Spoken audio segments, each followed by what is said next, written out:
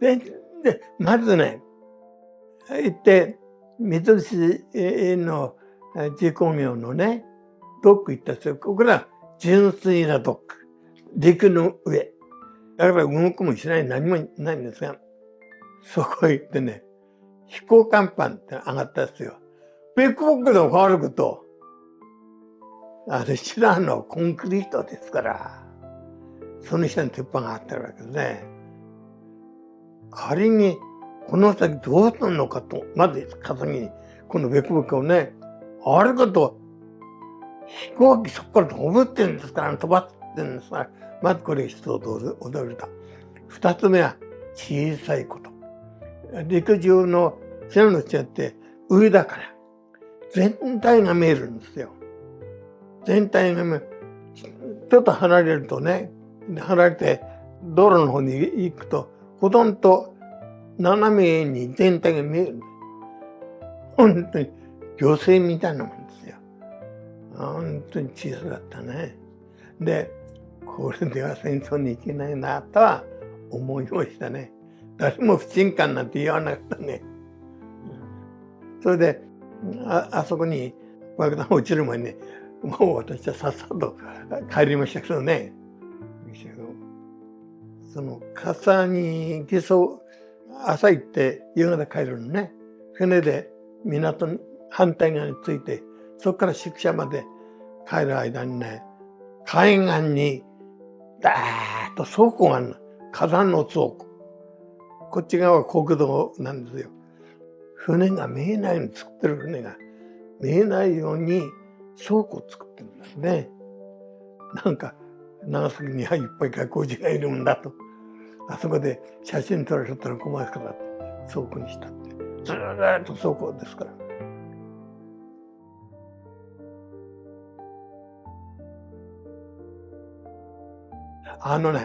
その時は、どこにいたかっていうと、先ほど言った、横須賀に、帰ったって言いましたよね、笠木から。で、私が班長になって新しい部隊を作ったんです。建設隊の諸務班。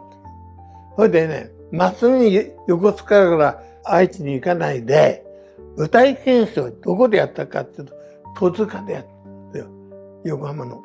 当時は今こそ戸塚の都市になってるけど、昔は林の中だったですね。林の中に仮の兵舎を作って、そこでどんまりしていたんですが、メールはね、夜の、あれは、火事というか空襲は、音も、飛行機の音も聞こえるし、いい気だったら大した音が聞こえないんだけど、集団で来るからね、やっぱり、それと横浜とか、そんな、すぐ近くのもう、一部みたいなんですけど、横浜ってのは。だから、夜、もう真っ赤に空がなる状況を、その林の中から見てました。近くは見えないですよ、当然。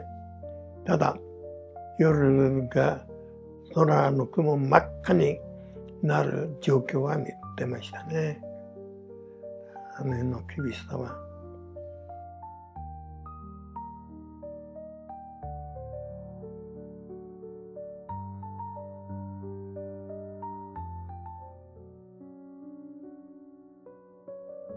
もう、我々は本土決戦ってもうやり始めましたので、厳しい状況になってきたなって思いがありましたね。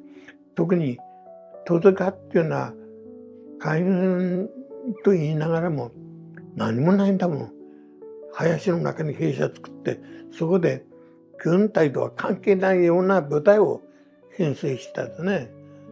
塹壕ではなく、あれを作るための。戦争と関係ないもん。自由持ってるわけ。何も銃なんてないんだから。必要性もないし。そこで部隊編成して、そこから愛知まで、列車でね、移動したっていう。ですから、その時もやっぱり、厳しい状況だなっていう思いはありましたね。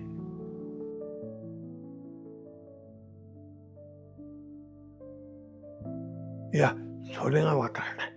なぜかというとね、我々海軍省にいれば分かった。多分。なぜかというと、レーテでかなり大打撃を受けてるんですよね。あれ一般の人を含めて知らない。ところが、我々海軍省にいた時、暗号翻訳するやつがいたからっていうより、翻訳してるもの。ほんと、暗号係も我々通信の仲間だから、どっからかも可視官同士が漏らすのよ。ほんと、ちょっとしたこともね、聞こえてくるわね。古参の兵長あたりなんかね、今度は得意なって言うね。得意なって、実は、みたいな。こう、膨らまして。だから、そんなことで、看護師の時いろんな情報が入ってましたね。しかも負けたっていう情報が早かったですね。